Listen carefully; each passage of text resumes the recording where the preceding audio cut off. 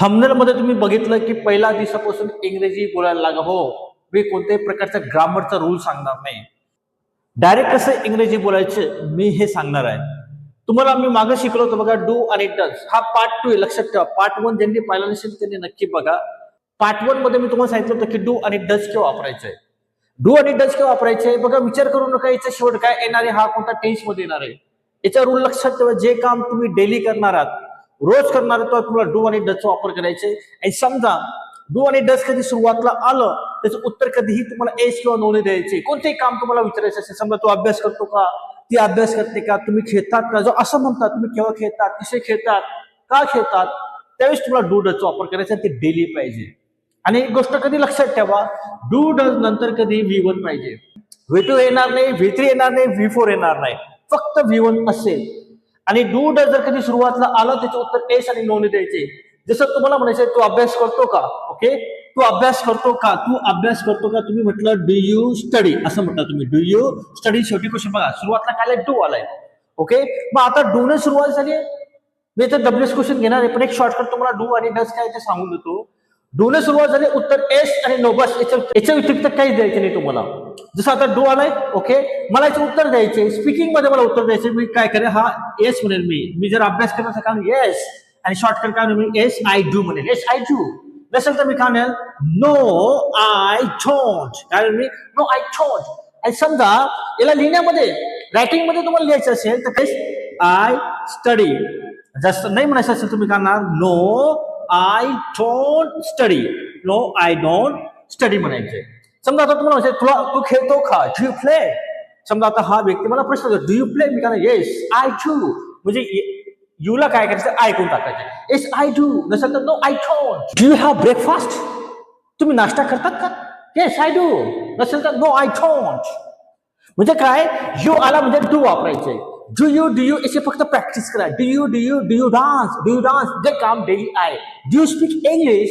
तुम्ही इंग्रजी बोलतात का, डू यू स्पीक इंग्लिश. म्हणजे हा V1 आहे. Do you speak English, yes I do. No I don't. Do you teach, yes I do. No I don't. Okay, हे verb question आहे. ओके, डज का वापरता ते तुम्हाला सांगतो मी.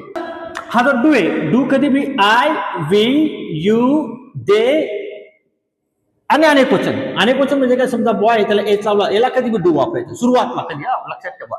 आणि डज काय वापरायचे, ही, शी, इट. आणि तुमच्या नावाला नेम वगैरे असेल, एक वचन नाव असेल, जसं अ बॉय, याला कधी तुम्हाला डज वापरायचं. जसं मी तुम्हाला सांगितलं, तू अभ्यास करतो का, तुम्ही काय म्हटलं, डू यू स्टडी म्हटलं, तुम्हाला येस आय डू म्हटलं. समजा तुम्हाला म्हटलं, ती शाळेत जाते का, ती शाळेत जाते का, बघा, डज एक नंबर घ्यायचं, ओके, नंतर शी घ्यायचं. मग तुम्ही काय, ती शाळेत जाते का, डज शी, ओके, नंतर काय जायला, शी डज गो, ओके, ती जाते का, कुठं जाते, टू स्कूल.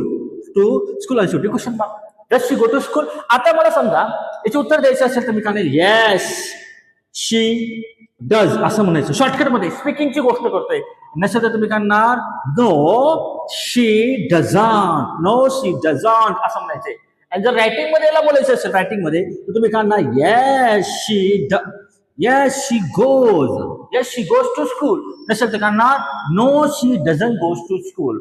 फक्त काय करा, डज ने प्रश्न विचारला आणि जो सब्जेक्ट दिला असेल तो सब्जेक्ट घ्यायचा आहे. म्हणजे काय, एस किंवा नो ने प्रश्न विचारला तर एस नोनेच विचारायचे. तुम्हाला विचारायचं आहे, does she read a book. ती पुस्तक वाचते का, तुम्ही काय, yes she reads a book. No she doesn't read a book. आणि स्पीकिंग मध्ये, yes she does, no she doesn't. आता समजा या शीच्या जागी मला नेहा नाव घ्यायचे. नेहा चहा बनवते का, डज नेहा मेक टी. तुम्ही काय, येस नेहा डज. नसेल तर नो नेहा डझंट. फक्त डू आणि डज ने विचारलं तर डायरेक्ट तुम्हाला एस म्हणून उत्तर द्यायचे. कोणतेही वाक्य असू द्या, फक्त V1 घ्या, डू डज आलं म्हणजे समजून घ्या, तुम्हाला कोणी डू डज ने प्रश्न विचारला, फक्त एस किंवा नो उत्तर द्यायचं आहे. आणि समजा तुम्हाला जर कधी तो शाळेत जातो का, डज ही म्हणायचं. तुम्ही शाळेत जातात का, डू यू म्हणायचं. आम्ही शाळेत जातो का, डू वी म्हणायचं. मी शाळेत जातो का, डू आय म्हणायचं. ओके, आणि ते शाळेत जातं का, डू दे म्हणायचं. फक्त त्याची प्रॅक्टिस करायची. Do I, do we, do you, do दे.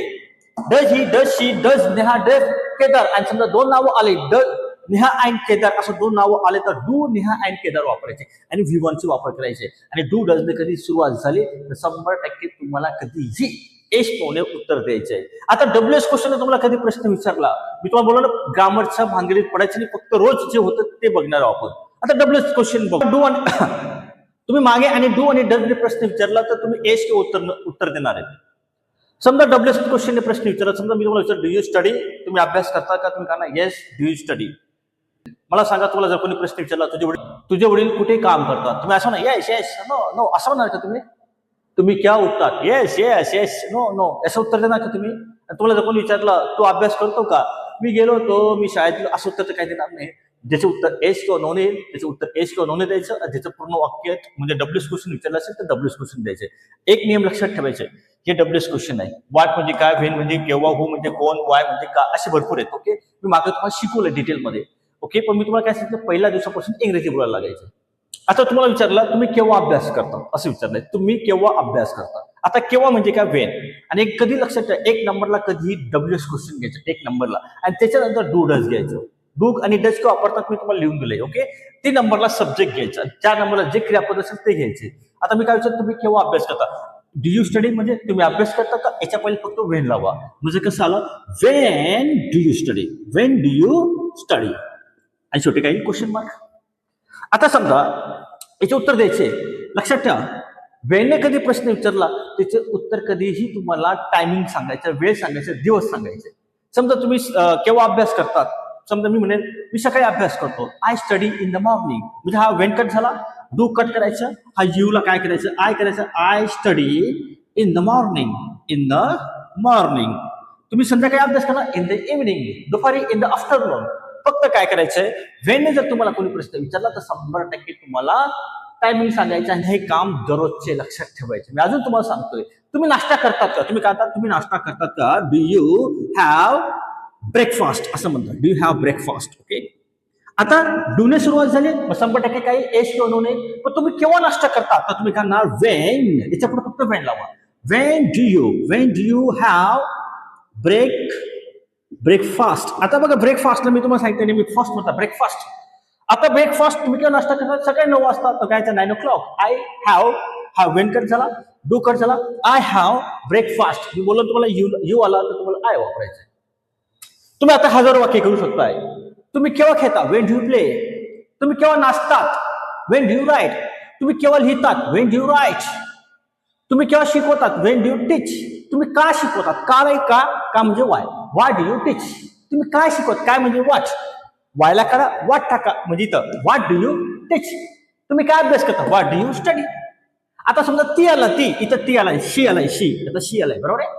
तर आता शीला आपण का वापरणार, डोने वापरणार, तिथं का वापरतो आपण डज वापरतो, डज. समजा ती केव्हा अभ्यास करते, वेन डज शी स्टडी. तुम्ही कुठे राहतात, कुठे म्हणजे काय, वेअर, कुठे म्हणजे काय, वेअर.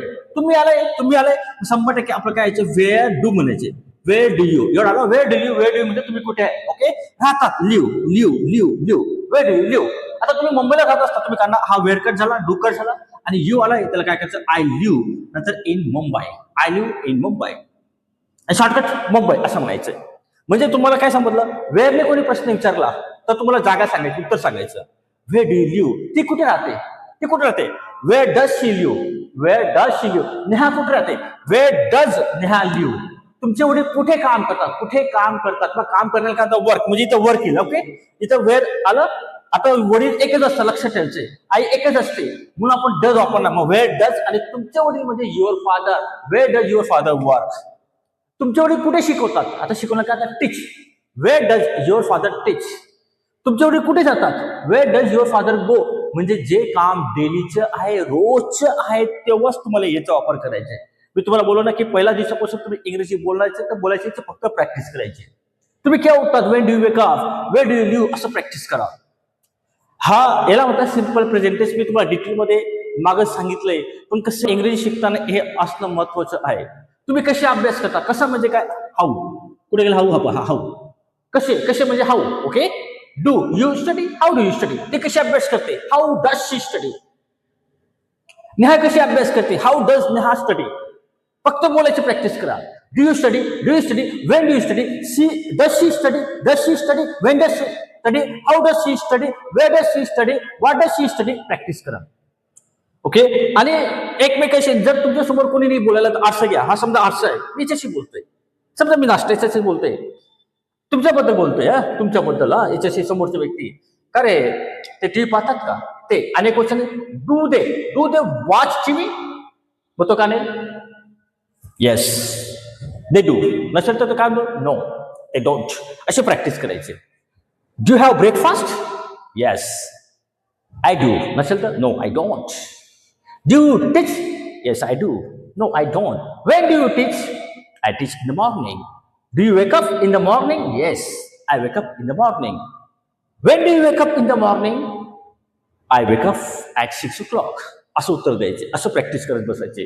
ओके, समजा हू ने प्रश्न, तुम्हाला हू ने कोणी प्रश्न विचारला, समजा आता हा हू आहे. ओके, आता हुच्या वाक्यामध्ये शक्यतो डू डस कधी येत नाही लवकर. ओके, मग आता बघा तुम्ही काय, कोण खेळतं क्रिकेट, कोण खेळतं, who plays, whose plays cricket, whose plays. मग आता बघा, आता हा प्ले झालाय म्हणजे एका व्यक्तीबद्दल बोलतोय, आणि समजा जास्त व्यक्ती असेल तर प्ले वापरायचं, मग प्ले, हू प्ले क्रिकेट असं म्हणायचंय.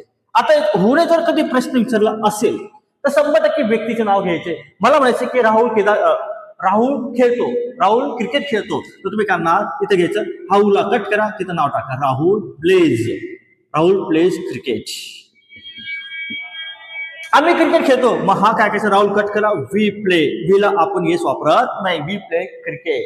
म्हणजे कोण असतं, हू डान्सेस. कोण शाळेत जातं, हू गोज, एक असेल तर हू गोज टू स्कूल, जास्त असेल तर हू गो टू स्कूल.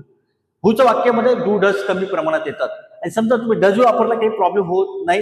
जर तुम्ही डज वापरला तर हा येस वापरायचा नाही. म्हणजे कसं बघा, हू डज प्ले म्हणायचं. मग कारण तुम्ही डज वापरलाय तर हा येस काय करायचा, कट करून टाकायचंय. कारण डज वापरला असेल तर V1 ला येस लागत नाही. मला वाटतं तुम्हाला अतिशय सोप्या पद्धतीचे याची फक्त प्रॅक्टिस करायची. जितकं तुम्ही प्रॅक्टिस करणार, जेवढे तुमचे शब्दार्थ पाठ असतील तेवढा तुमचा फायदा असणार आहे. ओके, मला वाटतं तुम्हाला हा व्हिडिओ नक्की आवडला असेल, आणि तुम्हाला वाटत असेल का हा व्हिडिओ तुमच्यासाठी उपयोगी आहे, तर नक्की आपल्या चॅनलला लाईक करा, शेअर करा, कमेंट करा. आणि जे नवीन असतील त्यांनी नक्की सबस्क्राईब करा. तुम्ही हा व्हिडिओ पूर्ण पाहिला त्याबद्दल थँक्यू व्हेरी मच.